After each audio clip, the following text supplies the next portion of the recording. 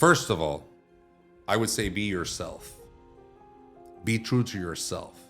What is it that the great, is it Shakespeare? Thine own self be true. Be true to yourself. Why? At the end of the day, you're the only one that's going to walk in your shoes. You're the only one that's going to pay your own bills. You're the only one that's going to be able to have to be accountable to the people who really care about you. And I think that if I was in my 20s, I would probably have ended up doing, if I could go back now and do my whole life again, I would probably end up doing the same thing I'm doing now, but I would kind of choose to do it, with the ability to marry. And that's what I love about being Episcopal, being Anglican, that, we're just as Catholic really as the Catholic Church, the Roman Catholic Church, but we don't have some of the same restrictions, if you will. There's a different vision of understanding kind of the broader life, the human world. And so for me, it's been like, understanding that I grew up in a culture where to give your life to God meant this way. And that's where I think we go wrong when we live our lives in such a limited worldview that we only know this.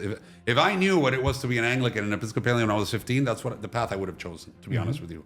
But I didn't know, because when you live in the culture of the Latino world, everything is in this box and that's it, and everything else is out. Yeah, you didn't even know that existed. So that no, was that was an option. But I can tell you this. I understand, I totally get when a young person tells me, well, how did you know? Well, you don't. You figure it out day by day. You try to seek what's right. And part of figuring out is falling, sometimes on your butt, and getting up again and not being ashamed to shake off your butt and say, okay, I'm up again.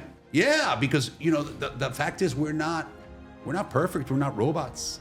But what helped you get up again? Because you see yourself in the midst of everything. You see yourself in the middle of a scandal. You see yourself in the middle of criticism, whether you care about it or not. And you're wondering, what is my next step going to be? How is it that I'm going to rebuild my life? Because you had your plans, but God sent you a different plan 2 weeks before. And what helped you rebuild from that? Well, first of all, to realize that God gives you another chance. I think that I messed up by not coming clean and saying, look, this is what's going on in my life. This is what it is. And that's it. You all should know. At the same time, I think I was entitled to have a private life like every other human being does. Just because you're a public person doesn't mean that you don't have the ability to live a somewhat of a private life in your intimacy, everything that has to do with you on the inside. And so at some point there's a breaking point where you have to say, okay, at what point do I tell the whole world? And I think that readiness emotionally and spiritually came with time. At the same time, I got to tell you this, the scandal itself cannot define who I am. And you got to come to terms with that, because a lot of people think, oh my God, yeah. Oh, that's the priest. And people will still say, it's been 16 years. I've been longer an Anglican priest now than I was a Roman priest.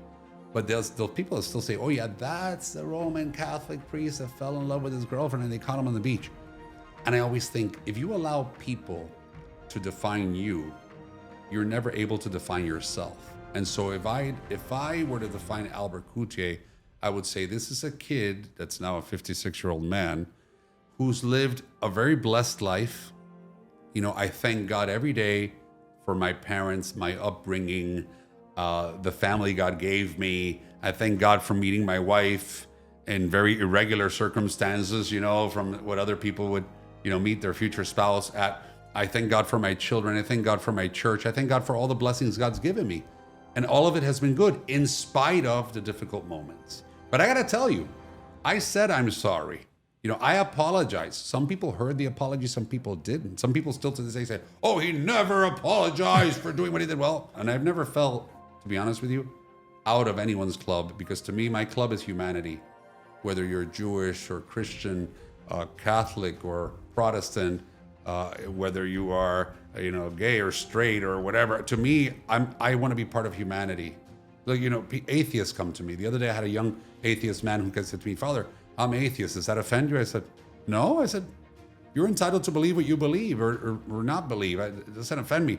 I wish you would open yourself to the possibility of knowing God the way I do, because that's such a blessing. But hey, you know what? I respect your beliefs.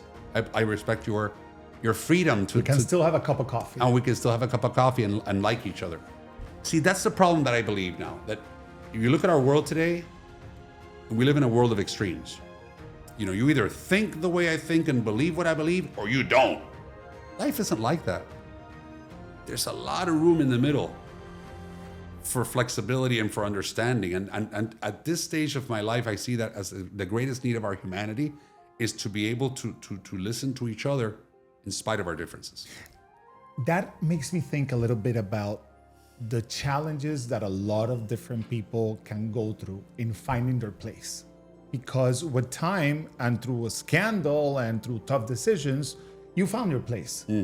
A lot of people are having a very hard time finding their place. Yes. I'm thinking about someone who's maybe a young gay person that hasn't shared that with the world. I'm thinking about someone who may be an immigrant that is undocumented and in this difficult time is trying to find his or her place. I'm thinking about someone that may have been a victim of cancel culture, or somebody that may have made a mistake in his career that nobody wants to hire. In terms of your experience, how can someone keep the faith that his or her place will be found through and after the turmoil?